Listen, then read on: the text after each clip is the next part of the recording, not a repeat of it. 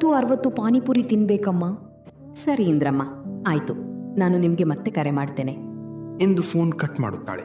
ಮತ್ತು ಇಂದ್ರಮ್ಮನ ಈ ಮಾತು ಕೇಳಿ ಲಕ್ಷ್ಮಿಯಮ್ಮನಿಗೆ ಸ್ವಲ್ಪ ಆತ್ಮವಿಶ್ವಾಸ ಹೆಚ್ಚುತ್ತದೆ ಮತ್ತು ಪಾನಿಪುರಿ ಮಾಡಲು ಎಲ್ಲಾ ಸಾಮಗ್ರಿಗಳನ್ನು ಮನೆಗೆ ತೆಗೆದುಕೊಂಡು ಹೋಗುತ್ತಾಳೆ. ಮತ್ತು ಸೊಸೆಯು ಪಾನಿಪುರಿ ರೆಡಿ ಮಾಡಿ ಪಂದ್ಯಕ್ಕೆ ಸಿದ್ಧವಾಗುತ್ತಾಳೆ. ಸಂಜೆ ಸಮಯ. ಮನೆಯಲ್ಲಿ ದೊಡ್ಡ ಪಾತ್ರೆಯಲ್ಲಿ ಪಾನಿಪುರಿ ಸಿದ್ಧವಾಗಿತ್ತು. ಸೊಸೆ, ಇನ್ನೂ ಒಂದ್ಸಲ ಯೋಚಿಸು. 10 ನಿಮಿಷದಲ್ಲಿ 100 ಪಾನಿಪುರಿ ಅಂದ್ರೆ ಸುಲಭ ಅಲ್ಲ ಎಂದಳು. ಶಾಂತ ಆತ್ಮವಿಶ್ವಾಸದಿಂದ ಕುಳಿತು ಹೇಳುತ್ತಾಳೆ, ನೀವು ಚಿಂತಿಸಬೇಡಿ ಅತ್ತಿ, ನಾನು ಗೆದ್ದ ಮೇಲೆ ಸೀರೆ ಕೊಡಿಸ್ಬೇಕು ಅಷ್ಟೇ.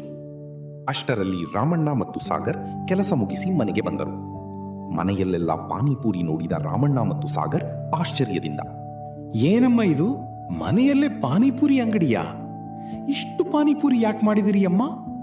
ಎಂದು